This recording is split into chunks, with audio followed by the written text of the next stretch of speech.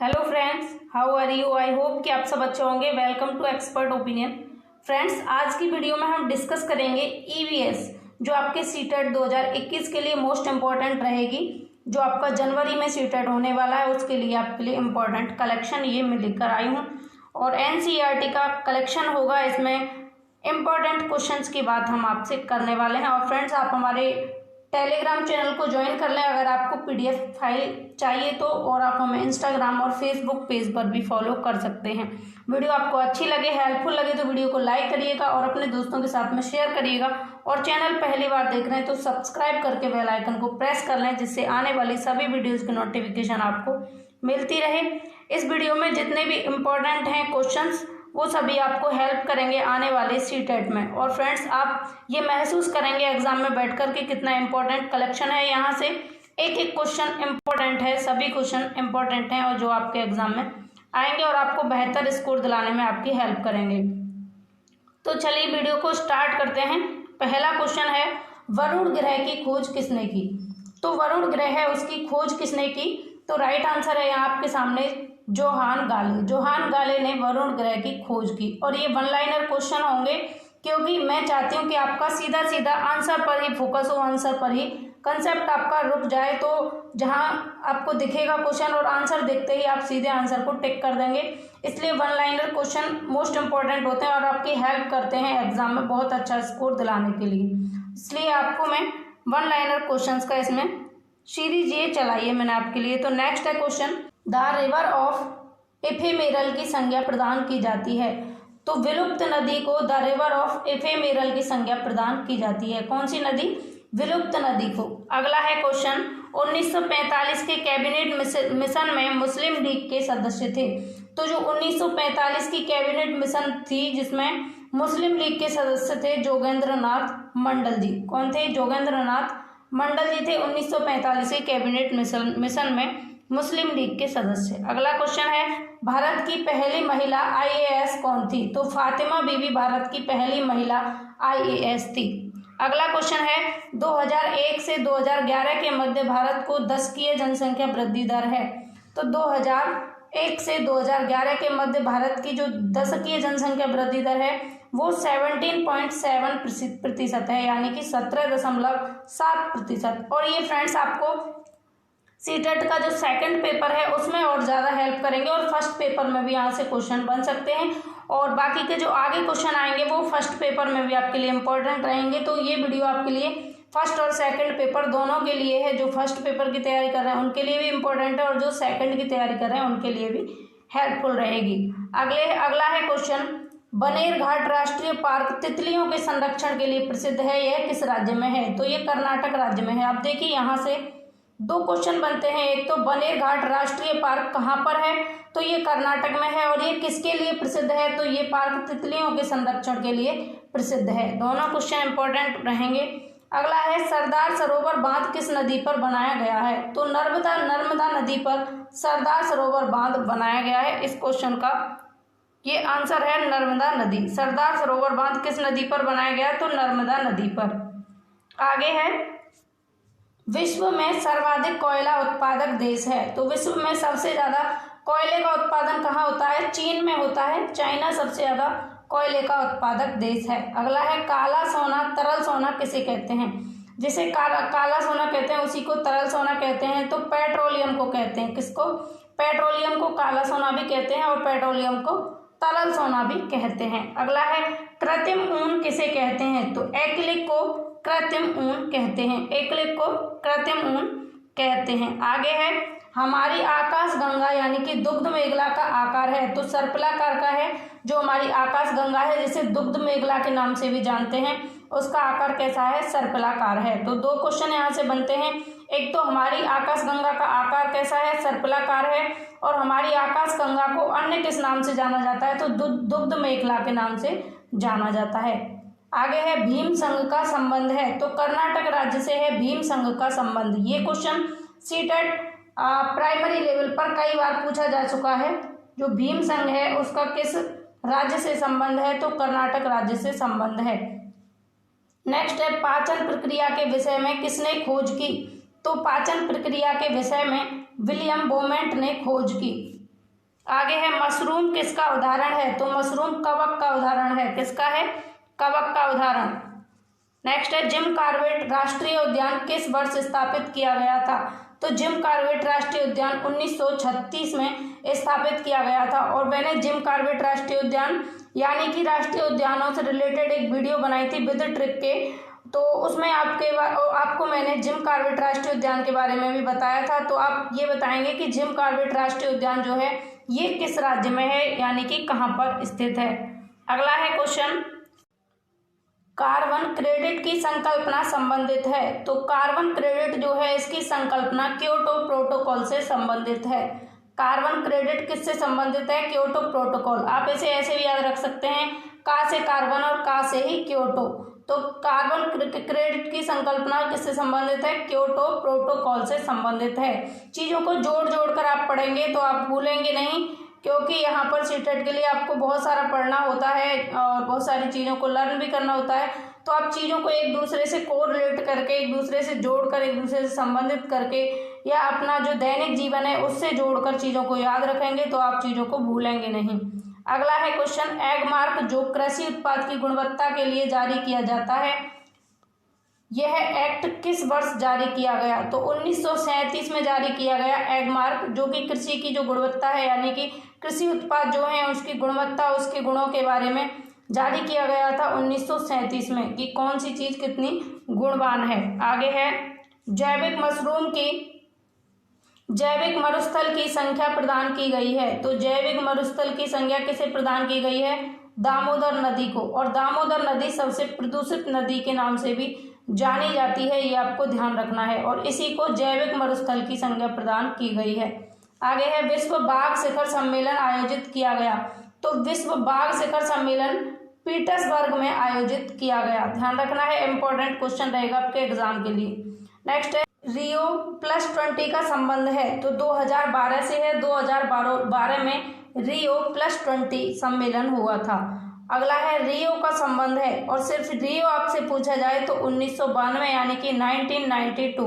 अब 1992 से जब आप 20 इसमें प्लस करेंगे यानी कि रियो 20 प्लस करेंगे तो 2012 हो जाएगा। आपको सीधा सीधा बस इतना से याद रखना, रियो का संबंध 1992, उसके बाद में जितना भी प्लस करके आपसे पूछे आप प्लस करके बता देंगे। जैसे रियो 1992 में अगर 20 प्लस करेंगे तो 2012 आपका हो जाएगा। आगे भारत का प्रथम जैविक राज्य कौन सा है, तो सिक्किम राज्य भारत का प्रथम जैविक राज्य है। अगला है लक्ष्मण झूला पर्यटन स्थल है, तो उत्तराखंड में है लक्ष्मण झूला पर्यटन स्थल। और मैंने आपसे एक क्वेश्चन पूछा था आपसे कि जो आपका जिम कॉर्बेट राष्ट्रीय उद्यान है वो कहाँ पर है, तो उसका आंसर मैं आपको बता देती हूँ। उसका आंसर ही उत्तराखंड है। उत्तराखंड में ही है जिम कॉर्बेट राष्ट्रीय उद्यान, जो कि भारत का पहला राष्ट्रीय उद्यान है। आगे बढ़ेंगे, वर्णांधता में किस रंग की पहचान नहीं हो पाती, जो वर्णांधता होती है यानी कि वर्णों की अंधता, वर्णों को पहचानने की अंधता, उसमें कौन से रंग की पहचान नहीं हो पाती, तो उसमें लाल और हरे रंग की पहचान नहीं हो पाती। रेड एंड ग्रीन रंग को पहचान नहीं कर पाता वर्णांधता में व्यक्ति। आगे है पौधों को पानी देने से मुरझाई पत्ती क्यों हरी हो जाती हैं, जब हम पौधों को पानी देते हैं तो आपने देखा होगा मुरझाई हुई पत्तियां जो हैं हरी हो जाती हैं। क्यों, प्रकाश संश्लेषण से भोजन बनने के कारण, क्योंकि प्रकाश संश्लेषण जो होता है उसमें भोजन की प्रक्रिया होती है और उससे क्या है मुरझाई हुई पत्तियां हरी हो जाती हैं। और इसके अलावा आपको ये तो पता ही होगा कि प्रकाश संश्लेषण की प्रक्रिया कैसे होती है, जिसमें आपका क्लोरोफिल भी वर्क करता है और आप जिसमें सबसे ज़्यादा इम्पोर्टेंट होता है सूर्य की रोशनी यानी कि धूप जो होती है, सूर्य का प्रकाश सबसे ज़्यादा इम्पोर्टेंट होता है। सूर्य के द्वारा जो धूप आती है जिसकी किरणों की वजह से जो पत्तियां हैं अपने भोजन का निर्माण करती हैं, प्रकाश संश्लेषण की प्रक्रिया पूरी उसी के थ्रू संपन्न होती है। तो प्रकाश संश्लेषण से भोजन बनने के कारण पौधों को पानी देने से मुरझाई हुई पत्तियां हरी हो जाती हैं।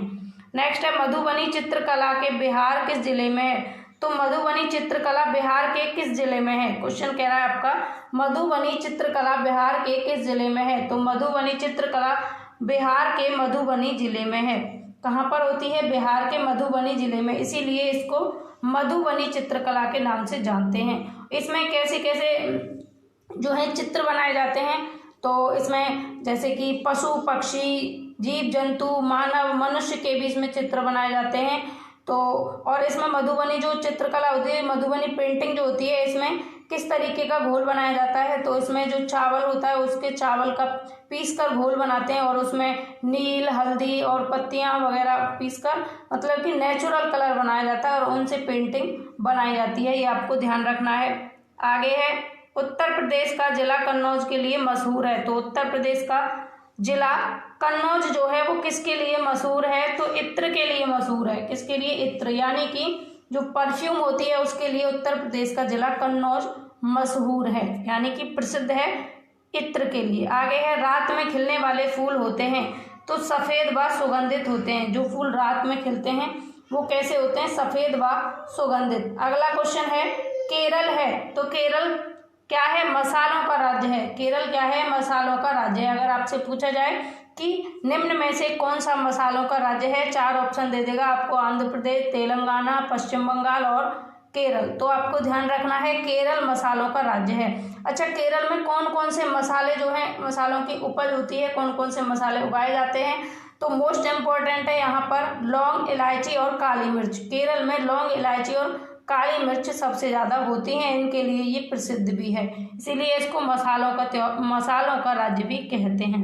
आगे है नेफेंथीज की ठारी पौधा है। जो नेफेंथीज की ठारी पौधा है ये कैसा है, तो इंडोनेशिया और भारत के मेघालय में ये पाया जाता है। और ये पौधा कैसा होता है, ये इसको मांसाहारी पौधा कह सकते हैं, क्योंकि ये कीट जो होते हैं उनको, छोटे छोटे जीव जंतुओं को अपना शिकार बना लेता है। उनको इसके अंदर एक मटके टाइप का होता है और इस पर ऊपर ऐसे करके ढक्कन होता है, ये इसे ऊपर साइड कर देता है और जैसे ही इसके कीड़े मकोड़े इसके अंदर आना शुरू करते हैं, क्योंकि इसके अंदर से एक आकर्षित करने वाली सुगंध निकलती है और उस सुगंध को देखकर जैसे ही कीड़े मकोड़े आते हैं तो ये ढक्कन बंद कर देता है और उन कीड़े मकोड़ों को अपना शिकार बना लेता है, उनको खा जाता है। तो ये इंडोनेशिया और भारत के मेघालय में पाया जाता है। अगर आपसे भारत में पूछा जाए तो भारत में मेघालय में पाया जाएगा और वर्ल्ड में पूछा जाए तो इंडोनेशिया देश में पाया जाता है। आगे है वेलक्रो, जो जूते चप्पल पर चरचर वाली पट्टी के निर्माता थे। आपने वेलक्रो देखी होगी, जो जूते चप्पल पर लगी रहती है, जिसे छुड़ाते हैं और फिर चिपका देते हैं, चरचर जैसी आवाज आती है। तो इसके निर्माता कौन थे, तो इसके निर्माता थे स्विट्जरलैंड के जॉर्ज मेंट्रल। स्विट्जरलैंड के जॉर्ज मेंट्रल। अब यहाँ से 3 क्वेश्चन बनते हैं। देखिए, वेलक्रो की खोज किसने की, यानी कि इसके निर्माता कौन है, जॉर्ज मेंट्रल हैं। जॉर्ज मेंट्रल किस देश के निवासी हैं, तो स्विट्जरलैंड के निवासी हैं। और वेलक्रो की खोज कब की, तो 1948 में इसकी खोज की गई। तो चीज़ों को आपको रिलेट करके इसी तरीके से पढ़ें और एक चीज़ से दूसरी चीज़ को याद करने का प्रयास करें, कनेक्ट करके चीज़ों को ध्यान में रखें। तो यहाँ से 3 क्वेश्चन बन गए आपके। वेलक्रो के निर्माता हैं जॉर्ज मेंट्रल, स्विट्जरलैंड के निवासी हैं और 1948 में इन्होंने वेलक्रो की खोज की। आगे अब यहाँ से जो है आपके क्वेश्चन बनते हैं पक्षियों के, कि कौन सा पक्षी कहाँ पर घोंसला बनाता है। वैसे इसके लिए मैंने सेपरेट वीडियो भी बनाई है, लेकिन यहाँ पर मैं आपका और रिवीजन करा देती हूँ। वैसे भी ये सारी क्लासेज जो हैं आपकी फर्स्ट रिवीजन वाली क्लासेज हैं, यहाँ पर ज़्यादा डिस्कशन नहीं किया जा रहा है और बाकी जहाँ पर मुझे डिस्कशन की ज़रूरत लग रही है वहाँ मैं डिस्कशन भी कर रही हूँ। और ये आपका रिवीजन है, क्योंकि आप लोग पहले से भी सीटेट की तैयारी कर चुके हैं। ये पेपर जुलाई में होने वाला था, जो कि अब आपका जनवरी में होगा। तो तैयारी आप लोगों की पहले भी हो चुकी है, अब तो आपको रिवीजन की ज़रूरत है, तो आप फास्ट रिवीजन करते जाएं। ये सभी क्वेश्चन यहाँ से पक्षियों से रिलेटेड आएंगे कि कौन सा पक्षी कहाँ पर घोंसला बनाता है। तो कोयल अपना घोंसला नहीं बनाती, यह कोए के घोंसले में अंडा देती है। जो कोयल होती है वो कभी अपना घोंसला नहीं बनाती और कहाँ पर अंडे देती है, कोए के घोंसले में अंडे देती है, ध्यान रखना है। और ये क्वेश्चन कई बार पूछा जा चुका है कि कौन सा ऐसा पक्षी है जो अपना घोंसला कभी नहीं बनाता और कोए के घोंसले में अंडे देता है, तो कौन है, कोयल है, ध्यान रखना। नेक्स्ट है गोरैया कहीं भी घोंसला बना लेती है, जैसे अलमारी के ऊपर, आईने के पीछे आदि। और जो मैंने सेपरेट वीडियो बनाई हुई है पक्षियों के घोंसलों के ऊपर, उसको आप देख लीजिएगा। अगर आपने नहीं देखी तो आई बटन में क्लिक करके यहाँ पर आपको लिंक मिल जाएगी, देख सकते हैं, क्योंकि उसमें मैंने बाय पिक्चर समझाया हुआ है। जैसे ही कोई भी पक्षी है उसके घोंसले आपको बाय पिक्चर, सामने आपको पिक्चर दिखाई देगी और उसके बारे में लिखा हुआ भी दिखाई देगा, तो वहाँ पर आपको और बेहतर तरीके से समझ में आएगा। और जिन लोगों ने वो वीडियो देखी है तो उनके लिए बहुत हेल्पफुल रहेगी, क्योंकि उनका रिवीजन हो जाएगा। तो गौरैया अपना घोंसला कहीं भी बना लेती है, जैसे अलमारी के ऊपर, आईने के पीछे, कहीं पे भी अपना घोंसला बना लेती है। नेक्स्ट है कबूतर भी कहीं भी अपना घोंसला बना लेती है, जैसे पुराने मकान, खंडरों में। तो आपने कबूतर को तो देखा ही होगा, अपना घोंसला कहाँ बनाता है, पुराने मकान मिलेंगे, कहीं बिल्कुल खंडर जैसा पड़ा होगा तो वहां पर अपना घोंसला ये बनाएगा। आगे है फाख्ता कैक्टस के कांटों के बीच या मेहंदी की मेड़ में अपना घोंसला बनाती है। ये फाख्ता नाम की एक पक्षी होती है, तो ये कहाँ पर अपना घोंसला बनाती है, कैक्टस के कांटे और मेहंदी की मेड़ में। ध्यान रखना है आपको, इंपॉर्टेंट है, फाख्ता से क्वेश्चन बन चुका है। आगे है कोए पेड़ की ऊंची डाल पर घोंसला बनाते हैं, इनके घोंसले में लोहे के तार व लकड़ी की शाखाएं मिलती हैं। ये क्वेश्चन भी इंपॉर्टेंट है कि कौन सा पक्षी ऐसा है जो पेड़ की सबसे ऊंची डाल पर घोंसला बनाता है। तो कौन है, कौआ है, पेड़ की सबसे ऊंची डाल पर। अब दो चीजें होती हैं, सीटेट कंफ्यूज करता है बहुत आपको और सेम क्वेश्चन पूछने के लिए, ताकि आपका गलत हो। एक क्वेश्चन पूछेगा पेड़ की सबसे ऊंची डाल पर कौन घोंसला बनाता है, और एक पूछता है कि सबसे ऊंचे पेड़ पर कौन घोंसला बनाता है। तो दोनों चीजें आपको ध्यान रखनी है। बस आप इतना ध्यान रखें कि पेड़ की सबसे ऊंची डाल वाली बात होगी, ऊंची डाल की अगर बात की जाएगी तो आप कौआ लगाएंगे। बाकी की अगर अदर से क्वेश्चन बनता है तो उसके लिए आगे भी यहाँ पर चर्चा की जाएगी, और भी है नीचे क्वेश्चंस, तो सभी के बारे में चर्चा की जाएगी। तो पेड़ के सबसे ऊंची डाल पर कौन घोंसला बनाएगा, कौआ घोंसला बनाएगा, और इसके घोंसले में क्या मिलता है, लोहे के तार व लकड़ी की शाखाएं इसमें मिलती हैं। नेक्स्ट है बसंत गौरी पेड़ के तने में गहरा छेद बनाकर उसमें अंडे रखती है, यह गर्मियों में टुक टुक करती है। तो जो पेड़ होता है, पेड़ के तने में गहरा छेद बनाकर, आपने देखा होगा पेड़ के तने में गहरा छेद होता है, एक होल टाइप का बना लेती है, बसंत गौरी रखती है उसमें अंडे।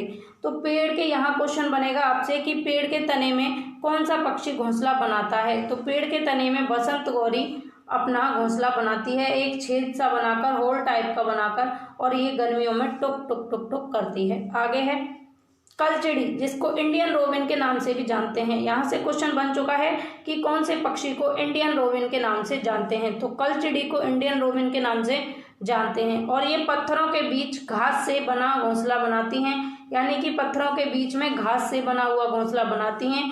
उसके ऊपर ऊन, बाल, रुई, नाजुक टहनियाँ बिछी होती हैं। तो ये कलचिड़ी जो होती है ये अपना घोंसला कहाँ बनाती है, पत्थरों के बीच में, और घास से अपना घोंसला बनाती है। दो पत्थर होंगे कहीं भी और उनके बीच में घास से अपना घोंसला बनाएगी, और उसके ऊपर ऊन, बाल, रुई, नाजुक टहनियाँ ऐसी चीजें बिछा देती है। आगे है शकरखोरा। शकरखोरा किसी छोटे पेड़ या झाड़ी की डाली पर लटकता हुआ घोंसला बनाता है। शकरखोरा का घोंसला जो भी होगा वो लटका हुआ घोंसला होगा। कैसा होगा, लटका हुआ।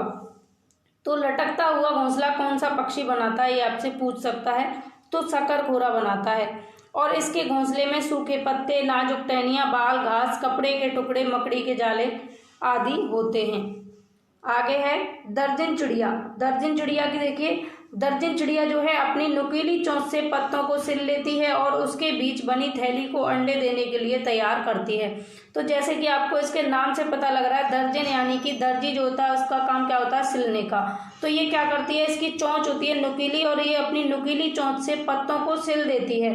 जैसे दो पत्ते हैं तो इनको आपस में क्या करेगी, इनको आपस में सिल देगी, तो ये जुड़ जाएगा, और पत्तों को सिलकर उसके बीच बनी हुई थैली, एक थैली नुमा बना लेती है इसको, पनीर थैली टाइप का, और इसमें बीच में अंडे देती है। आगे है बीवर पक्षी। बीवर पक्षियों में सभी नर बीवर अपने अपने घोंसले बनाते हैं, और मादा बीवर उन घोंसलों में से अपने पसंद के घोंसले में अंडे देती है। तो बीवर पक्षी क्या करती है कि जो नर पक्षी होते हैं वो अपना अलग अलग घोंसला बना लेते हैं, नर पक्षी, और बीवर जो मादा होती है वो उन सभी घोंसलों में से अपने पसंद के घोंसले में अंडे देती है, जो उसे पसंद होगा उसी घोंसले में। जैसे मान लीजिए इतने घोंसलों में से उसे ये घोंसला पसंद आया तो इसी घोंसले में वो अंडे देगी, यानी कि मादा जो होती है वो बीवर नर पक्षी जो होते हैं उनके बने हुए घोंसलों में से अपनी पसंद के घोंसले में अंडे देगी। नेक्स्ट है गाय के आगे के दांत छोटे व पत्तों को काटने के लिए होते हैं तथा पीछे के दांत चपटे तथा घास चबाने के लिए होते हैं। अब यहाँ से जो है आपका पशु पक्षी जीव जंतुओं से रिलेटेड यहाँ से आपका आएगा, जो सीटेट आपसे पूछता है। सभी इंपॉर्टेंट क्वेश्चन हैं, और एक भी ऐसा नहीं है जो एग्जाम में नहीं आया हो, अब तक के आए हुए हैं और आने के चांसेस भी हैं। तो गाय के जो आगे के दांत होते हैं वो छोटे व पत्तों को काटने के लिए होते हैं। यहाँ आपसे पूछ सकता है कि गाय के आगे के दांतों का क्या कार्य है। तो ये आगे के दांत जो होते हैं वो छोटे होंगे और पत्तों को काटने के लिए होते हैं, और पीछे के दांत जो होते हैं वो चपटे तथा घास चबाने के लिए होते हैं। आगे के पत्तियों को काटने का काम करेंगे और पीछे के घास चबाने का काम करेंगे, और आगे के दांत छोटे होंगे और पीछे के चपटे होंगे। ये दो चीजें आपको ध्यान रखनी है। आगे है, सांप के दांत नुकीले तो होते हैं पर वह अपना शिकार चबाकर नहीं करते, पूरा निगल जाते हैं और बाहरी कान नहीं होते। जो सांप है उनके बाहरी कान नहीं होते, पहली बात तो आपको ये ध्यान रखनी है। दूसरी बात, इनके जो दांत हैं वो नुकीले होते हैं पर वह अपना शिकार चबाकर नहीं करते। जो अपना शिकार है उसको कभी चबाते नहीं हैं, नुकीले दांत होने के बावजूद भी, बल्कि पूरा निगल जाते हैं। ये सांपों की विशेषता है। तो पूछ सकता है आपसे कि सांप के बारे में निम्न में से कौन सा कथन सत्य नहीं है, आपसे ये पूछ सकता है। और इनमें से आपको ऑप्शन बना के दे देगा कि इनके दांत नुकीले होते हैं, ये अपना शिकार चबाकर करते हैं, ये अपना शिकार निगल जाते हैं, और इनके कान बाहरी नहीं होते। तो आपको ध्यान रखना है कि ये अपना शिकार चबाकर नहीं करते। जो आपको गलत लगेगा वही आप सही करेंगे। अगर आप चीज़ों को ध्यान से पढ़ेंगे तो आप वहाँ से सही आंसर करके आएंगे। आगे है, गिलहरी के दांत हमेशा बढ़ते रहते हैं, दांतों से कुतरने के कारण घिसते रहते हैं।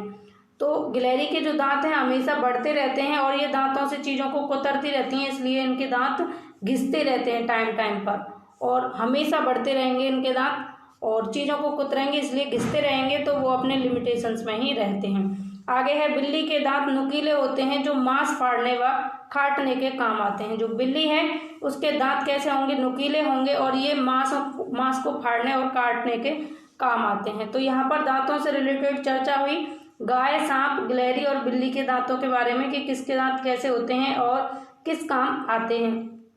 तो इस वीडियो में बस इतनी ही बात करेंगे। सभी क्वेश्चन इंपॉर्टेंट है। आपको वीडियो अच्छी लगी हो, अगर आपको लगा हो कि आपके लिए हेल्पफुल है, यहाँ से क्वेश्चन आपके सीटेट में बन सकते हैं, तो आपको वीडियो को लाइक कर दें और अपने दोस्तों के साथ में शेयर जरूर करें ताकि और लोगों को भी हेल्प हो सके। Take care, Radhe Radhe, good day.